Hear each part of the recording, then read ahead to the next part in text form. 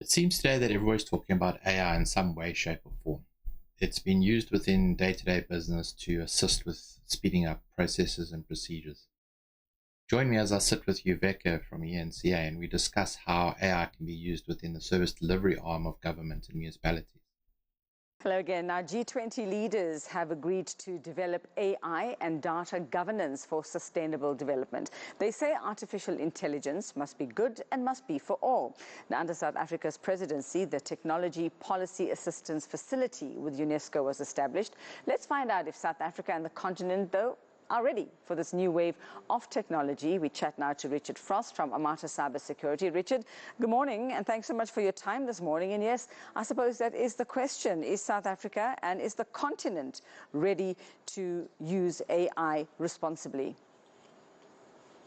Good morning. Yeah, I think what you're going to find with AI in South Africa is I think we as a company are very good at developing the AI software.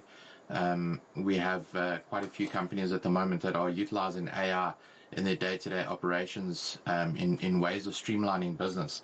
There's even call centers now that are completely AI-based.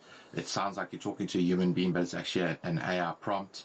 The governance as far as AI is concerned, there's frameworks and standards out there already like NIST and ISO that have introduced their AI frameworks.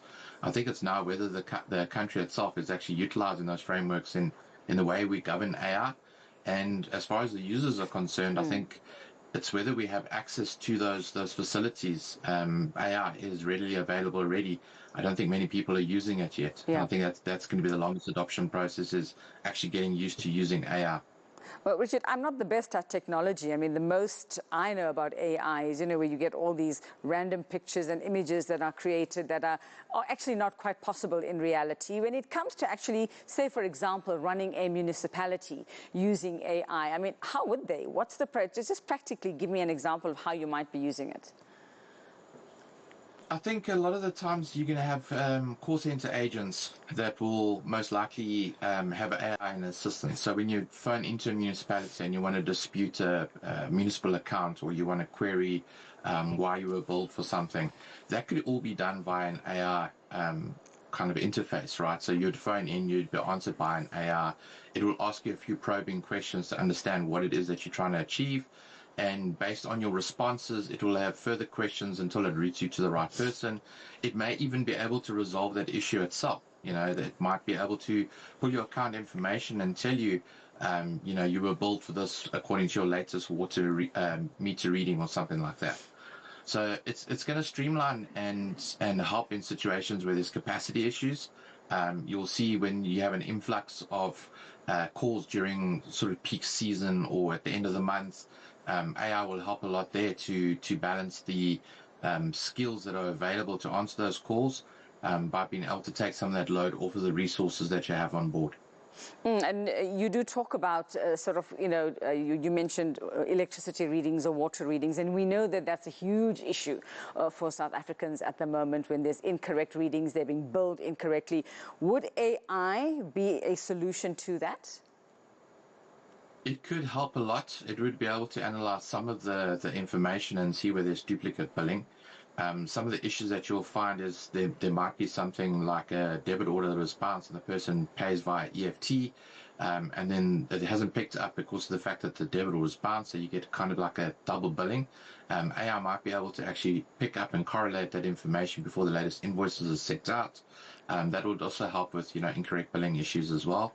I think as well, what you'll find with certain departments, especially in the police, it might even be able to log certain cases by asking the right questions and get you to the right division, whether it be theft of a purse versus theft of a motor vehicle.